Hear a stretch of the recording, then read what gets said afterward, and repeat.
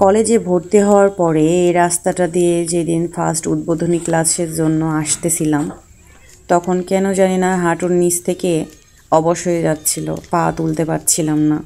বুকের মধ্যে কেমন জানি একটা ধড়ফড়ানি কাজ করতেছিল।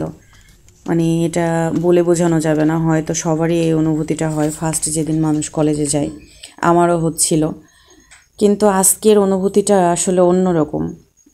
বলে হয়তো বোঝানো যাবে না যে খুব ভালো লাগার একটা জিনিস, খুব কাছের আপন কোনো জিনিস হারায় গেলে সেটা মানে কোনোভাবেই ফিরে পাওয়া যাবে না, কিন্তু হাতের কাছে দেখা যাচ্ছে, স্পর্শ করা যাচ্ছে, কিন্তু আমরা সেই সময়টা ফিরে পাবো না। এই দুঃখটা, এই মানে অনুভূতিটা আসলে বোঝানোর মতো না। আজকে আমার অনুভূতিটা ঠিক ওই রকম হচ্ছিল যে সব কিছুই আছে, বাট আগের আমিটা আর নেই। এখানে পড়াশোনা করছে যারা হাজার হাজার মানুষ, যে যার মতো কত জায়গায় প্রতিষ্ঠিত, যে যার মতো ব্যস্ত জীবনযাপন করতেছে, সাংসারিক জীবনযাপন করতেছে, কেউ জব করতেছে, কেউ যে যার মতো, মানে ইচ্ছা থাকলেও হয়তো এখানে আসার মতো সিচুয়েশন হয় না।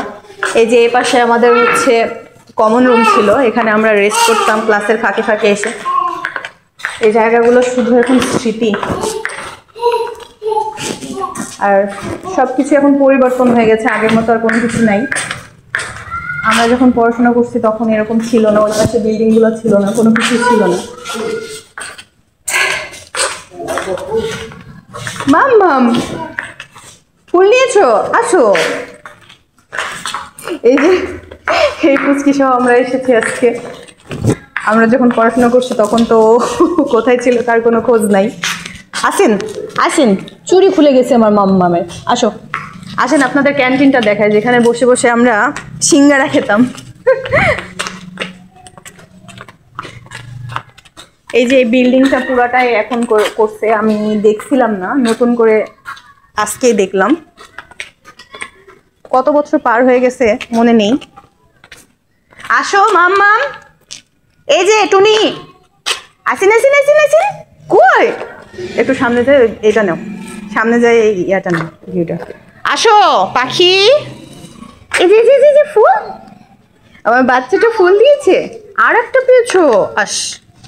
আসেন আমরা, এই দেখো অনেকগুলো ফুল পেয়েছি। ও শোনা, লাল ফুল, লাল ফুল। এদিকে চলো, আসো আমরা ওখানে যাই, ওখানে ওখানে, এই যে আসো আসো আসো। হ্যাঁ, মানুষের জীবনে সবচেয়ে আনন্দঘন মুহূর্ত, স্মৃতিময় মুহূর্ত হয়তো স্কুল কলেজ লাইফটাই হয়, যখন আমরা মনে করি যে আল্লাহ এই লাইফটা কবে শেষ হবে, এখান থেকে পার পাবো কবে। কিন্তু আসলে একটা সময় গিয়ে আমরা বুঝতে পারি যে স্কুল কলেজের লাইফের মতো মনে হয় জীবনে শান্তিময় কোথাও আর নাই। এই আর এখন চাইলেও হয়তো পৃথিবী উল্টায় গেল, সেই সময়টা আর ফিরে পাওয়া যাবে না। কি বলবো আসলে বুঝতে পারতেছি না, আসলে অনেক বেশি এক্সাইটেড, মনের মধ্যে অনেক বেশি কষ্ট লাগতেছে, খারাপ লাগতেছে, সব কিছু দেখতেছি, আসলে অনুভূতিটা আসলে বোঝানোর মতো না। মাম্মাম আসো, সেই পরিচিত জায়গাগুলো এখন সবই অপরিচিত। মনের মধ্যে খুবই খারাপ লাগছিল, তারপরে আলহামদুলিল্লাহ ফাইজার সাথে ছিল বলে অতটাও মনের মধ্যে বুঝতে পারি নাই কিছু। ওর সাথে মজা করছিলাম দেখে এই অনুভূতিগুলো এতটা বেশি ডিপলি আঘাত করছিল না।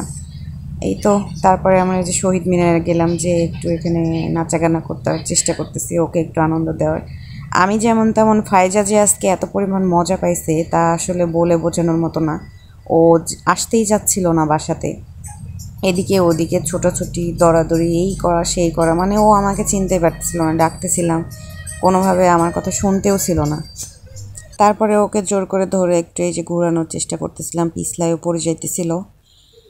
যাক, সব কিছু মিলে পুরনো স্মৃতিচারণ, তারপরে ফাইজাকে নিয়ে ঘোরাঘুরি, সব কিছু মিলে ভালোই ছিল, দিনটা অনেক ভালো লাগছিল। আমরা যখন পড়াশোনা করছিলাম তখন এই শহীদ মিনার এগুলো কোনো কিছুই ছিল না, নতুন করে এগুলো তৈরি করছে, দেখলাম, ভালো লাগলো।